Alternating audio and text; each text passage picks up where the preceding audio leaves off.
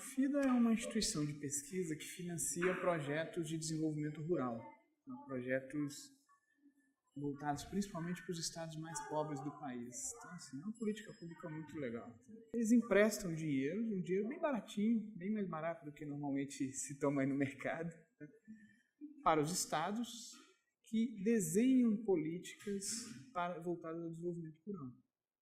Então, o que era a pergunta para eles aqui nesse projeto, na parte que me coube, né, que é esse estudo sobre a avaliação da condição fiscal do setor público brasileiro? Basicamente estão dizendo, olha, a gente está emprestando dinheiro, a gente não sabe a condição fiscal desses estados. Qual que é, como que está a situação, se eles têm condição de pagar, se não têm, quais os outros empréstimos que eles estão tomando, qual que é o tipo de ação que eles têm em termos de dívida pública, etc. Então, o nosso estudo ele tem como objetivo esclarecer várias dessas questões e avaliar como é a condição fiscal do setor público brasileiro, em termos de capacidade de honrar ou não créditos. E, em particular, a gente está num período muito grave de crise fiscal, econômica, social, política, tudo que é crise que você pode pensar. E já houveram momentos anteriores em que esse tipo de crise levou a uma disruptura do financiamento externo. Só para dar a ideia de na crise da dívida dos anos 80, você teve uma moratória.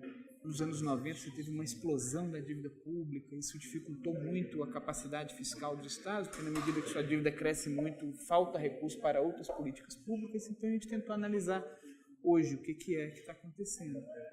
E a nossa conclusão é que, diferentemente desses outros episódios, a situação hoje no Brasil não é tão grave como foi no passado, como foi nos anos 80 e como aconteceu nos anos 90.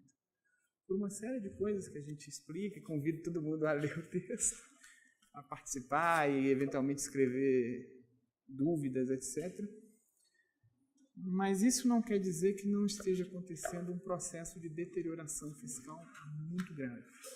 Esse processo de deterioração fiscal, principalmente os resultados de estados, quase todos os estados, na verdade todos os estados do Brasil, todas as 27 unidades da federação, os 26 estados mais o Distrito Federal, estão passando por um processo muito sério de deterioração fiscal.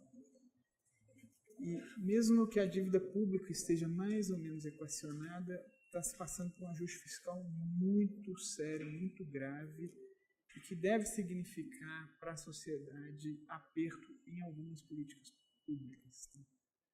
Não só de financiamento do desenvolvimento rural, entre várias outras políticas. Então, é um período... os próximos anos aí não são muito promissores para esse tipo de... E uma saída é a gente tentar pensar alguns equacionamentos, mas aí vamos deixar para o texto aqui.